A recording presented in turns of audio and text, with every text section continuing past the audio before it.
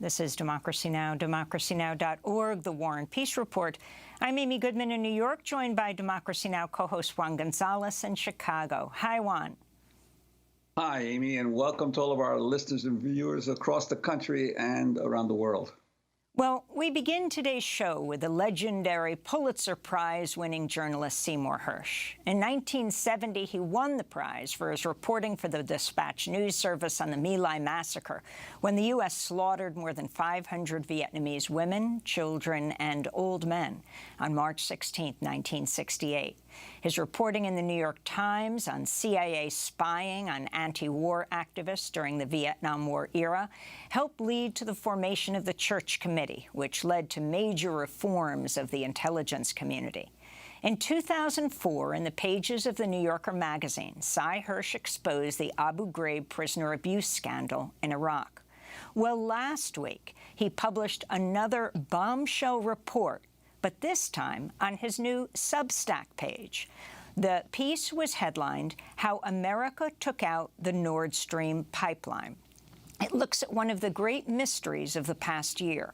Who is behind the bombing of the Nord Stream pipelines, which were built to carry natural gas from Russia to Europe? The pipelines were severely damaged last September in a series of underwater explosions in the Baltic Sea. In his new piece, Sy Hersh cites an unnamed source who says the sabotage was carried out by the U.S. Navy, which planted remotely triggered explosives during NATO exercises last September. Hersh reports the Biden administration began planning the act of sabotage in December 2021, 2 months before Russia's invasion of Ukraine. On February 7th, 2022, President Biden held a joint news conference with German Chancellor Olaf Scholz, and Biden brought up the future of the Nord Stream pipeline. Invades. That means tanks or troops crossing the border of Ukraine again. Then there will be no longer a Nord Stream 2. We will bring an end to it. How will you do that exactly, since the project and control of the project is within Germany's control? We will, I promise you, we'll be able to do it. I'll promise you we'll be able to do that. Well, Sy Hersh reports U.S. Navy divers planted remotely triggered explosives on the pipelines in June while NATO was conducting military exercises in the area. He reports the divers were all members of the Navy and not members of America's Special Operations Command, whose covert operations must be reported to Congress. Then, on September 25th, 2022, a Norwegian surveillance plane dropped a sonar buoy, which triggered the C4 explosives that had been placed on the pipeline. Soon after the explosion, the United States strongly suggested Russia was behind blowing up its own pipeline. This is National Security Advisor Jake Sullivan responding to a question at a White House press briefing. In his speech this morning, the president called the Nord Stream pipeline attacks, quote, a deliberate act of sabotage. And he said now the Russians are pumping out misinformation and lies about it. Should we take that to mean that the U.S. now believes that Russia was likely responsible for this act of sabotage? Well, first, Russia has done what it frequently does when it is responsible for something, which is make accusations that it was really someone else who did it. We've seen this repeatedly over time. But the president was also clear today that there is more work to do on the investigation before the United States government is prepared to make an attribution in this case. In the following months, there have been few public disclosures about the pipeline explosion. In December, the New York Times reported Russia had begun expensive repairs on the pipelines, a move which has raised questions about Western claims that Russia had bombed its own pipelines. Meanwhile, some Biden officials have publicly praised the fact that the pipeline was blown up. This is Undersecretary of State for Political Affairs Victoria Nuland speaking during a recent Senate Foreign Relations Committee hearing. I am, and I think the administration is very gratified to know that Nord Stream 2 is now, as you like to say, a hunk of metal at the bottom of the sea. We're joined now by Pulitzer Prize-winning journalist Seymour Hersh to talk more about his new piece, How America Took Out the Nord Stream pipeline. Well, the White House has described Hersh's reporting as, quote, complete fiction. Calls are growing for an independent probe into the explosion. Cy Hersh, welcome back to Democracy Now! If you can flesh out what it is you found in your report and what first tipped you off, albeit there were a lot of public comments, including the Polish government right after the bombing saying, "Thank you, America." Lay it out for us, Cy. Well, first of all, I think the reporting really can be described as a friend of mine did. What I did was really deconstruct the obvious. I mean, you have to hear what the president said. But of course, there were secret plans that I'm writing about, and they include there was a committee set up. Jake Sullivan was directly involved. He was the national security advisor, still is. They set up a team to look at options about how to put pressure on the Russian government to back off. I'm getting a bounce in my ears, so this is comical. Can you hear me? We hear you perfectly. We don't hear the bounce, Cy. Oh, okay, that's great. I hear it, though. Anyway, and so I'm just writing about inside baseball stuff. It's the normal things you do. They set up a committee to think of options. Russia was clearly going to go. The threat the president had yet to make had not been made. And this is December before New Year's Day of the year before, 2021. And the question inside the committee, and it included the usual CIA, NSA, Treasury Department, State Department, you name it, and they met in a secret office building in the across the street from the White House, the executive office building. The option was: do you want us to do something kinetic, or something not kinetic? In other words, not kinetic would be more sanctions, or something kinetic would be, taking out the pipeline, as had been thought about. And an answer came pretty quickly. I would guess Victoria Nuland's statement that you mentioned came actually before the president's. It came in late January of last year. And that statement came, at that time, I think the committee involved, a lot of sophisticated people in the intelligence and operation community, concluded you could do it. And the White House was told it was possible. I think that led to the comments, which really, of course, made the people on the inside go half crazy, because it was supposed to be completely covert. But at that place, as I wrote, it was simply described as a classified operation. None of the rules of reporting to Congress were involved. And so they began their planning. They went to Norway, which is a great ally of ours. Norway was one of the original signers of the 1949 NATO treaty. I think 19 nations were involved then. And Norway is a great ally. We have spent, I write about this in some detail in the article, hundreds of millions, probably more, closer to $1 billion or more, upgrading facilities. Norway has a 1,400-mile border along the Atlantic coast that goes from Oslo in Europe all the way up north it runs into the Russian border in above the Arctic Circle. So we put a lot of facilities up north there. Synthetic aperture radar, which costs a fortune to monitor the Russian nuclear sites around, and also their military activities around there, up in the other side of the peninsula, in the Kola Peninsula. So they're just our guys, and they're also great at doing underwater stuff. And so that's what happened. We did a plan with them. We had to clear it with Sweden and Denmark. I'll leave it to them to decide whether that they were accepted the explanation we were doing exercises in the Baltic Sea for the hell of it. But so far, I haven't seen much from either of them. And, it's a tiresome game to me. And so what happens is, when I do my story on Substack, I wouldn't even think, I'm embarrassed to say it after all those wonderful years I had at the New York Times, I wouldn't even think of taking a story like this to the New York Times. They've decided that the Ukraine war is going to be won by Ukraine, and that's what its readers get, and so be it. That's their call. So I just did my reporting, and the miners came from a very facility in a little small town in Florida, and the mining community in the Navy is very secret, and they just do their business. They don't talk. There was perfect people to get, and they practiced it. And as you said, there was a major exercise every summer by the Sixth Fleet, which American Sixth Fleet out of Italy, which also has the operational rights in the Baltic Sea. Baltic Sea is a huge place. The pipelines we're talking about, Nord Stream 1, which came alive in 2011, and Nord Stream 2 was actually done, but the Germans that are ready to pump has 750 miles, and they go straight from Russia, which is loaded with all kinds of gas. They're in Siberia. They have enormous reserves directly into Germany.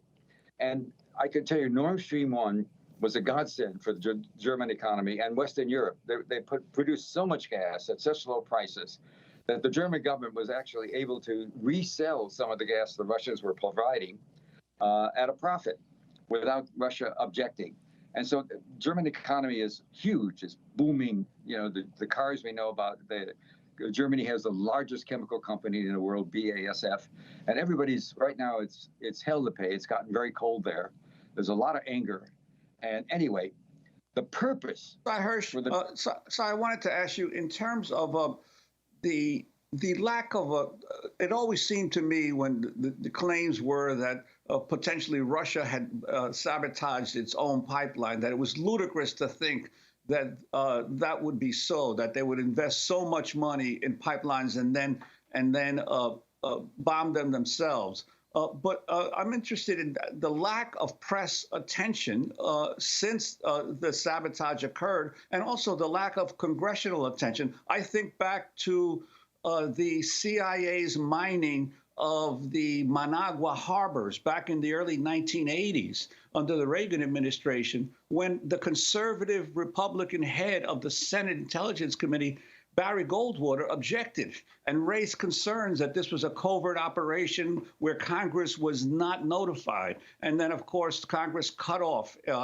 aid to the Contras. As a result, there was an International Court of Justice ruling against the United States. But in this case, this kind of sabotage, the media seems not to be at all interested in finding out what happened here, as you have, and Congress, there's no one in Congress that's been raising questions.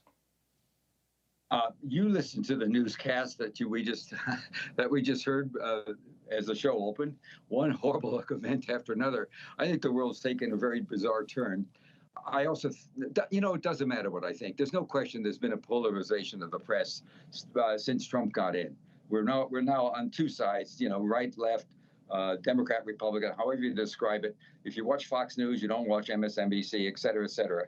And if you read the New York Times, you're not going to get what the right winger, the conservatives have been after the New York Times and Washington Post for their quote unquote liberal views. So we've got a polarization going, and at this time we've got a Democratic president that has done some good stuff domestically, but I can tell you I'm not understanding the total commitment to Ukraine, and I'm not understanding what I read, because obviously I have access to a lot of people who see things.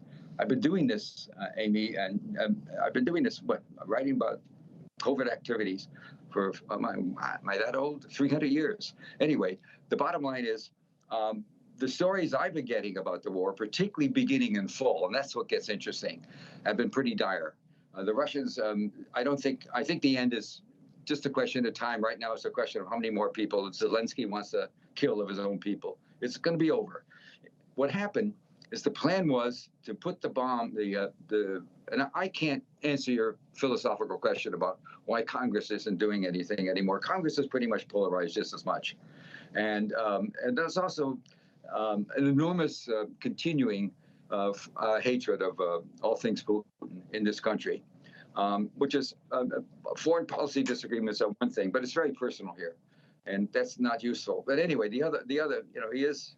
I don't think there's any chance that Putin wants to take over Europe. I don't think he wants to have Ukraine tamed, but he's not interested in doing anything more. But I may be in a minority about that.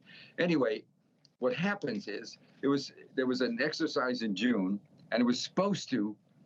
The bombs were put in there under the cover of a NATO exercise. There were a lot of different countries running around. with divers and blowing up things. It was an exercise to go find and chase mines. There never had been one before. It actually was whoever in the CIA or the other agencies that thought this up should get a bow because it was pretty ingenious. So in that exercise, the divers went down, did what they were trained to do. They're very good. C4, a couple hundred, whatever the weight is, bombs enough to blow up most cities, most buildings in Washington, and maybe some in New York. Anyway, they did their job, but the president at the last minute hesitated because he was afraid blowing it up right after the exercise would put the finger at us. And then he wanted permission to do it anytime, and that caused an enormous trouble in the team. The team was, people are sophisticated in the intelligence services. I know we have cliches about them. We see the movies about them. And the bottom line is this made sense of them blowing up a pipeline, it's actually owned by a division of Gazprom owns 51%. That's all the Russian oligarchs. And 49% of the Nord Stream 1 are owned by 4 business groups in the Western Europe who farm out the oil. Anyway, they saw the threat as being valid. And if he wanted to do it during an exercise, well, okay. But in September, late September, they got the word, they fixed it so he could. But then they thought it was, I don't know what they thought, but I don't think they thought in late September he would blow up the main pipeline, Nord Stream 2, which is a new one that had been just built. And it had been sanctioned. It had gas in it. That's why so much leaks. 750 miles of methane gas were sitting in it. But it had been sanctioned by the German government. And so when he did that, here's what Biden did, and this is what I think the ultimate point of the story, and why so many people, even the intelligence community, are very troubled by it. What he did is he said, I'm in a big war with Ukraine. It's not looking good. I want to be sure I get German and West European support, and I know winter's coming, and if it's going to be bad, I don't want the Germans to say we got to check out because we're getting massacred. We'll be massacred with no cheap fuel. And our economy will go bonkers. We're going to check out and we're going to open up the gas line, which they could do. So he took away that option. And what that has done, as America has been talking about ever since the first pipeline, Nord Stream 1, came online in 2011, and there were years before it was being built. This goes back to the Bush-Cheney years. And as you know, I did a lot of reporting for the New Yorker on those people. That particular gaggle. Anyway, and at that time they began to talk about the threat, the threat of gas, the threat of cheap energy for Europe, would always seen as a threat to make Europe be more palatable or more willing to trade with Russia. We always wanted to isolate Russia. This has been a theme of the last decades. Well, Simon, but can I ask you also there are several people, obviously you've gotten criticism at times for many of your exposés, but there are some people who are saying that this particular exposé does not have a whole lot of documentation, that it essentially relies on one source one internal source, anonymous source of yours. How do you respond to those criticisms that this is much less documented than previous exposés of yours? I'll get to that, but let me finish my thought because it's a very important thought. The fear was Europe would pass away, walk away from the war. And now what he's done, and you have to lift it up a little bit. There you go. There. Now what he's done is he's told Europe, you're second rate. And I think the consequences of this for the Europeans are going to be horrific. This has cut into the notion that they can depend totally on America, even in a crisis. And I think it's going to undercut NATO, which I always found to be supremely useless. But certainly the European countries are going to be, I know people that are paying 5 times as much now for electricity. People are paying 3 or 4 times more for gas. There's not enough of it. It's very expensive. It's colder now than it was in the fall. They had a light fall because of climate change, if you want to believe it or not. And anyway, I think the consequences politically for us are enormous. I think the reason that Biden and his people in the White House have denied the story and continue to deny it and get accepted by some of the press, my old newspaper, the New York Times. I don't know why they're not doing more reporting on this instead of relying on a denial and walking away from the story. Ditto for the Washington Post. I think the consequences politically for us in the long run, looking at even potential some countries walking out of NATO. If that's what he thinks, that our being cold is less important than him keeping a war going that he's not going to win, it strikes me. As for the source question, I've been doing this so long.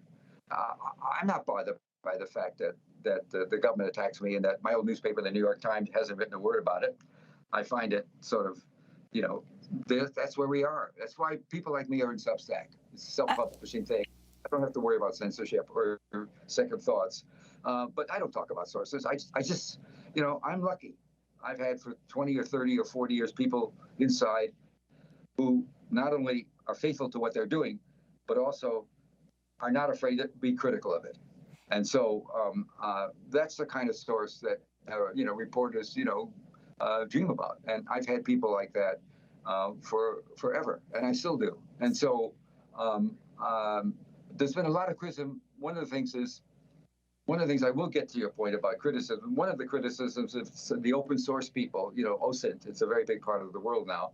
There are people that monitor air traffic and boat traffic and all that. And there's some 2 or 3 different groups have produced statements saying that none of the things they see tracks with my story. And I would say about that, if you're in the intelligence community, you were running covert ops for years, and you're in Norway, we're working very closely with the Norwegians on this, who, by the way, have increased their production of oil to Europe by double it. It was, I don't know the exact numbers, but it's gone up at least double, maybe even more than that, 2.5 times as much now without the pipeline. But certainly, the first thing you look at is how to take care of open source people, make them think what happened isn't happening. I mean, that's so obvious to me, but not to them. And so. Sai, I wanted to go to what Ned Price said at the State Department. Sam Husseini of the Institute for Public Accuracy questioned the State Department spokesperson about your reporting last week. I'm sure you're aware of the new report from Seymour Hersh, how America took out the Nord Stream pipeline and the White House's denial of any involvement. Given the longstanding U.S. opposition to the pipeline, Secretary Blinken's calling its demise a tremendous opportunity, and Under Secretary of State Nuland's saying that the U.S. officials were pleased with the destruction of the pipeline, and especially the Sweden's secretive investigation. Do you think the U.S. government's denial of involvement is credible? I absolutely do, and I repeat it here. Anything else? Let me follow up on that, if I might. Have you or anybody else at the State Department been in communication with German, Norwegian ambassadors or other allies or officials on this matter? On the matter of Nord Stream 2? On the matter of the latest allegations, which give a fairly, I mean, it's one anonymous source, but it is a fairly detailed, it would not be it would not be typical for us to engage allies and partners on something that is utter and complete nonsense and that should be rejected out of hand by anyone who is looking at it through through an objective lens. Yes, go ahead. One more aspect on this. One of the allegations that Hersh makes is that it was taken off the CIA in order to prevent involvement, oversight as a covert operation. Did you read the piece? I'm familiar with it. One of his allegations is that it was taken off the CIA. Look, rather than let this propaganda be aired in the briefing room, but let me just say it is a fundamental misunderstanding of oversight in our U.S. Congress. Beyond getting his facts entirely wrong, as he has before in very high-profile ways, it is a fundamental misunderstanding to suggest that our intelligence community is not subject to oversight. Anyone who writes that, anything who writes anything like that, should not be believed on any fact that he or she puts forward. That it was taken off of a CIA and put under military in order to prevent. Our military is also subject to rigorous oversight. That's my question. That's my question. The answer is yes. So that's Ned Price being questioned by Sam Husseini in the State Department press briefing room. Cy Hersh, I'm wondering if you can respond. You wrote an interesting follow-up today on Substack called Crap on the Wall. Now, it's not your words, actually. You're actually quoting the White House when they, the most bizarre effort came from Defense Department of Donald Rumsfeld, you write. 2 decades ago, Secretary Rumsfeld, Vice President Richard Cheney discarded the rule of law and common decency in their efforts to stomp out Muslim terrorism. I was writing for The New Yorker. You're talking about the Abu Ghraib scandal. The White House responded to an article I published about the CIA's secret operations, inside Iran, by calling it another example of Hersh throwing crap. That was the word used by an Assistant Secretary of Defense on a wall to see what sticks. Under Barack Obama, you say a senior national security advisor responded Seymour Hersh is a known fabricator, adding the magazine, The New Yorker, could publish that response to any future Hersh story without further checking. Your response to all of this? Well, my long-gone mother, who came here as an immigrant and loved America more than anybody, particularly about Ned Price's stuff, she would have said he should have washed out his mouth with soap, which is what she actually did to me a few times. So anyway, that's what can I say? It's, sometimes I won't say truth. That's true. Sometimes different versions of a story cause problems. The reason I went into that sort of soliloquy about what's going to happen possibly in NATO and Europe about Biden's act of saying to the Western Europe and Germany, we rather keep our war going, and you can stay cold, is I think it could cause some countries to say, we may be out of here. What do we need NATO for? And American support when in a crisis, they take away our ability to keep our people warm. It also could lead, I think the Green Party has done very well in Germany. The chancellor's from the Green Party. I think it's going to lead to widespread conservative movement politically. And the one thing we did after World War II that was fantastic was we rebuilt Europe into a modern democratic plurality society, plural society. I think it could lead to it won't go as far as it did in Italy. We could lead to some conservative victories and subsequent legislations, because Europe's always had no natural resources. They've always had to rely on others. And the others included us and also Russian gas. And if we want to stop that off, we do it at a political cost. And I think the point I'm making is I'm still going to do more reporting on this because there's still things I need to write about later. I think that this has probably been, in the view of some of the people who did it, one of the dumbest things that American government has done in years. And we've had 4 years of Trump, In the long run, I just don't understand why more newspapers, good newspapers like the Times, I still read the New York Times. I don't believe everything they say about Ukraine, but they've got wonderful reporters there. My attitude towards editors is if we got rid of 90% of the editors in the world, we'd be much better off. But that's always been, since I was a kid reporter, I thought that. So, I don't care what they say. I mean, if I did, I would weep, because some of the stuff is so dumb. It's just so dumb. And the Biden administration putting Ned Price, he's paid to work. I don't fault him. He actually knows intelligence. He had a career in intelligence, and from all I know, he's a perfectly decent. I know people that know him personally, and he's a fine guy. He's just being told what to say, and he says it. And let me just say this: you got to go back to the Secretary of State Tony Blinken after the bombing in September. He made a speech in which it was a press conference in which he made a gratuitous statement. He said, one good thing is that no more will Russia be able to weaponize gas. And the notion of Russia weaponizing gas with Western Europe to get fame and to diminish our power over, or our authority, or our economic ability, control over Western Europe has been a theme of this country for 2 decades. It's not a new theme. Oil scares the hell. Russian oil and gas always scared the hell out of Washington. Now your question is still.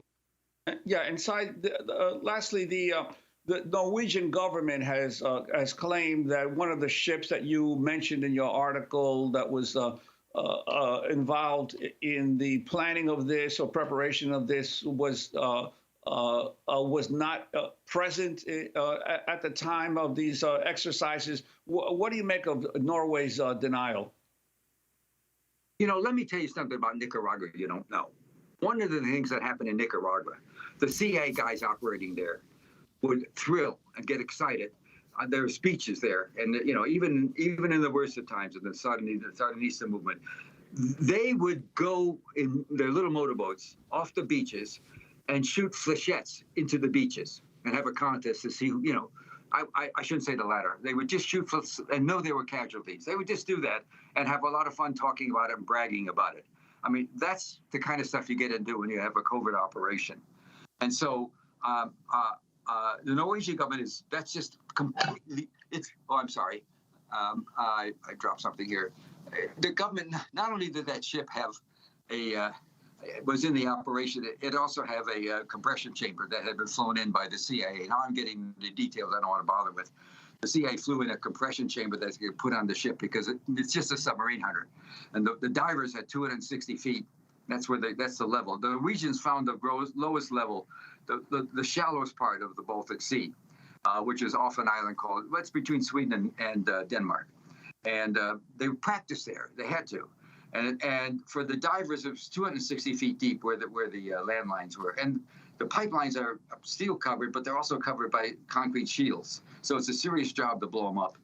And at 260, without a compression chamber, they'd have to go up every 90 feet. They're breathing, it's amazing to me, they're breathing oxygen, nitrogen, and helium.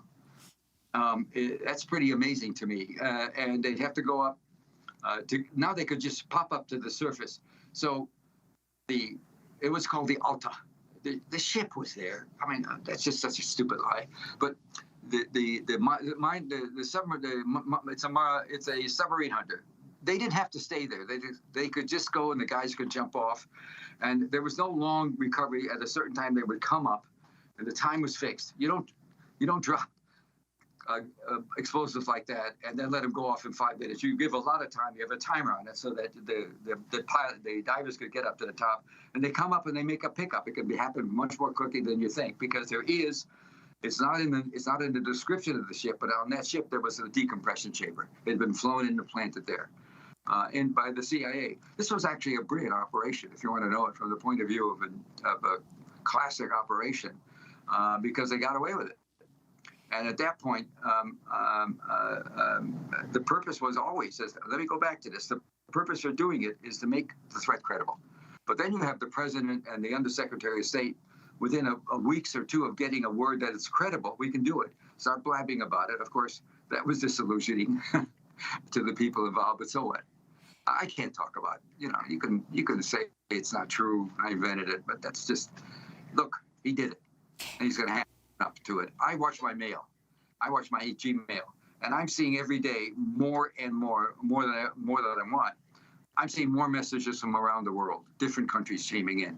I'm seeing that. I'm seeing something that was, and by the way, on Substack, it was, I didn't know about Substack. It's an amazing platform. They had more than 1 million hits on the thing within a day. Well, I mean, people, what were the messages I got from people who said, thank God, we missed the kind of reporting that you and others have done. We don't see it anymore. I'm not talking about your show, Amy. I guarantee you, not that. Well, Seymour Hersh, we want to thank you so much for being with us. The Pulitzer Prize-winning journalist will link to your new piece on your Substack, How America Took Out the Nord Stream Pipeline.